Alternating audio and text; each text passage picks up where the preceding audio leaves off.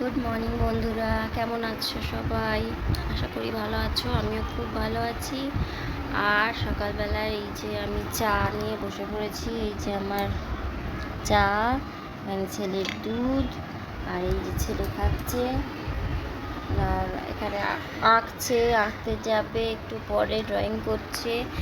আর কালকের ওর পরীক্ষা আছে বাংলা, সেই জন্যে একটুখানি ও টেনশানে আছে।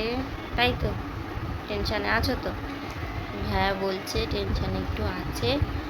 তো এই দেখুন কি করছে।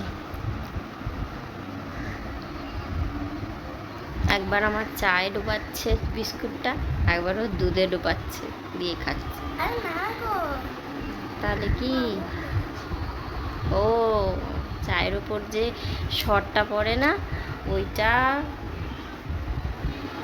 খাচ্ছে, ওইটা খাবে। ঠিক আছে।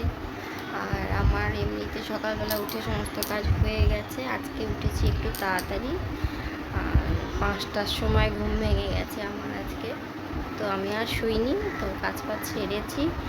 আর আজকে যেহেতু সানডে, একটু জামা কাপড় কাচার ব্যাপার থাকে, হাফ কাচা হয়েছে, আর হাফটা চাটা খেয়ে আমি কাচতে যাব। স্নান করব, পুজো করব, তারপরে এসে রান্না করব। আর টিফিনটা করতে হবে, এখন চাটা খেয়ে টিফিনটা করব, কারণ ও ড্রয়িং ক্লাসে যাবে, আর ওখানে বাবাও খাবে, মাও খাবে। তো আমাকে টিফিনটা করতে হবে। তো চলুন আজকের টিফিনটা কি হয় দেখি। তো বন্ধুরা, আমার চান হয়ে গেছে, আর এখন হচ্ছে টিফিনও করা রেডি। টিফিনটা আমি কি করেছি আজকে সেটা আপনাদের পরে বলছি। আর এই দেখুন আমি কেটেছি, এই যে এতগুলো কেটেছি। আর এইখানে হচ্ছে দেখুন, আগে জামা কাপড়গুলো কাঁচা হয়ে গেছে সকালে, এগুলো এবারে তুলে নেব, নিয়ে তারপরে পুজো করব।